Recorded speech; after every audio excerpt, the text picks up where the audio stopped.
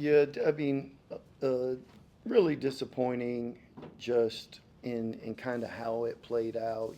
Being minus 16 in the paint, it's usually something we're pretty good at. We just weren't able to finish. If you miss 40 shots and shoot 29.8, you realize it's going to be a tough night. I think the one thing that allowed us to keep us in it was our ball security, just making sure we only had 7 turnovers, and then thought we defended the three for the most part pretty good. I mean, Jalen Smith shoots 53% on corner threes, and then you have Nick Anderson who shoots 42%. So you have those two guys going 1 for 9. I thought it was Trey Broadnax's three there in the right corner, and we just had a mental breakdown to where we helped same side corner. But the thing that kept it in us was our ability to convert at the free throw line and then making sure that we defended the three. But I just thought Trey Broadnax, if you look at it, number 5, Trey, and then you also have Nick Anderson. Both those guys are top 12 in the league at drawing fouls. And then you have number 8, who's actually up there. He just doesn't have the minutes in order to register inside the conference. But all of that to say, uh, I should have had these guys better prepared because we needed to double Trey Broadnax and do more than just scram. Because if you can play through Karam Boyd, like you're a really good player. Not that we didn't know that. It's just that they were way more ISO ball than they had shown in the previous games. And turns around and they made big shots and puts them in the winning category. Obviously, there was things that went wrong up to that point, but on the final play, did you think that it was a continuation foul to count the bucket there? No, no. After review, I thought they got it right. That final play there, was that something that was drawn up to try to get that look for Mike in the corner, or is it just kind of organically happen? No, I mean there's a number of options on that one. We've done it, and for whatever reason we just always throw the ball to Mike. There's a secondary option, but you're reading the guy over the ball. I mean we practiced it again at shoot around today just to make sure that the spacing was correct because it hasn't been in the previous times that we've been able to run that play, but you know. Yeah, I'm. That one's a 50-50 call. I think some officials will give it to you. I mean, I don't want to revisit the Charlotte game, but immediately after that game, I get apologies from officiating, and you get the head of officials who calls you and tells you we I don't I'm not getting into that. I'm not going to get a call after this game. Coach, MTXE down your sleeve, do you feel like this game can kind of be a lesson in channeling that attitude? Yeah, I mean, where I failed is, I mean, I haven't done a good job with this team of explaining to them just how much people play through your chest in this league. We went through this a lot last year, and then we basically changed how we ran practice. Uh, we thought we've done a good job explaining it. I obviously haven't done a good job conveying the message of just how much people play through you in this league, and it's we probably let me say I know we're going to have to change formats of practice. I don't want to get into uh, like I think guys shooting us having 40 missed shots. I think that's an excuse. Like we can't get up to that. Those guys shooting 54% in the second half, and I think we had one stop in the opening 8 possessions, and you can just see them. They're just playing through us. Our level of physicality has got to get better, and then at the same time, there's going to be some times where they win those matchups, and we need to help our guys. And I need to help our guys put them in position to where there's times where we're going to have to go double the ball. What was wrong with the offense, you think, those last 15 minutes of the first half when it kind of just really bogged down? Yeah, I think if you look at it like one, I think there was a little bit of patchwork going on. You have Dre in there, and he's not 100%, and I'm not making excuses for him, but he's hesitant, and so he's just hesitant offensively.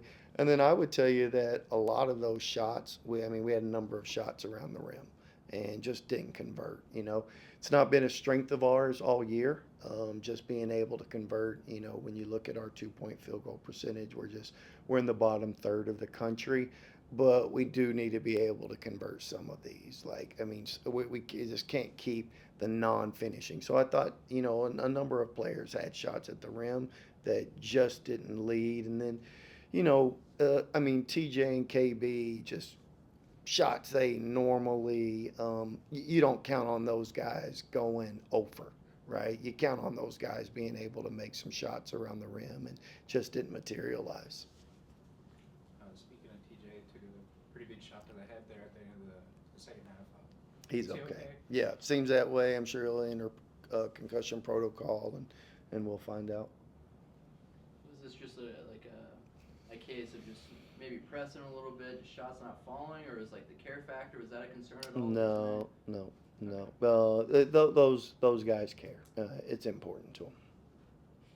As you guys, these past 2 games, I know by the metrics and everything that, you kind of pushed to the side and everything, the 2 games that say you should have gotten, 2 games that were kind of right there at the end of the game to take as you get tougher and tougher as the schedule goes on. Just kind of how do you get the guys to swallow that pill and kind of forget about it to move on to the next one? Yeah, they're all tough, right?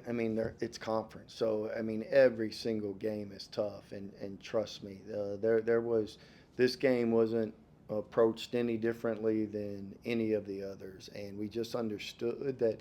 If you watch, I'd throw out the Tulsa game just because that was an anomaly, and we told the guys that. One, they didn't have eternity with him, and just on account of he was ill, and then you could see Dallas Hobbs and just how ill he was. But going through that whole or how much they had to play Dallas Hobbs on account of the illness. But I say that to say, like, them being up on Memphis, up 11, just losing that game by 6. We knew how good they had been. I think now, they've made a number of strides, and I thought Trey Brodnack's ability just one-on-one. I thought it was the difference in the basketball game. Is there? I've heard you mention that it seems like all these losses, there's different things. There's not like an overarching theme.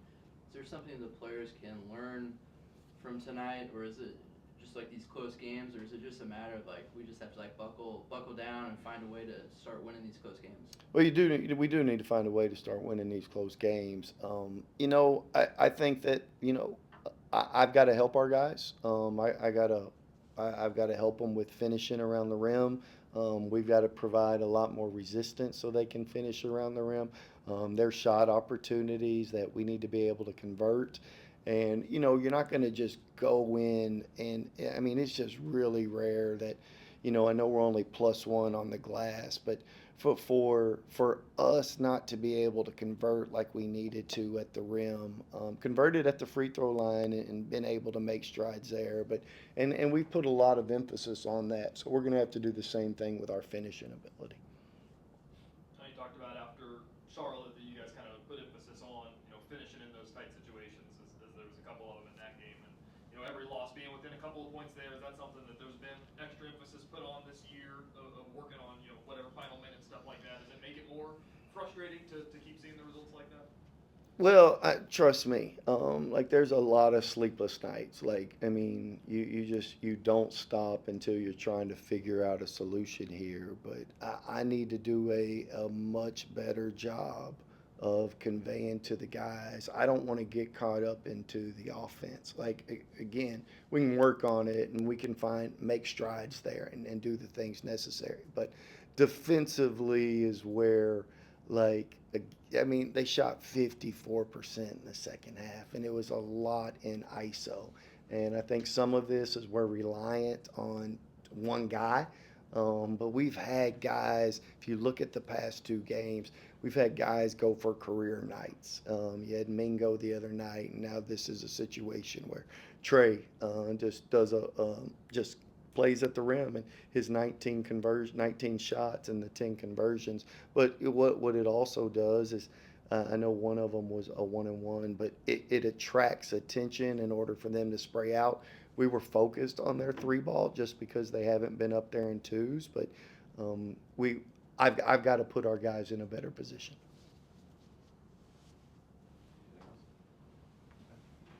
Thank you.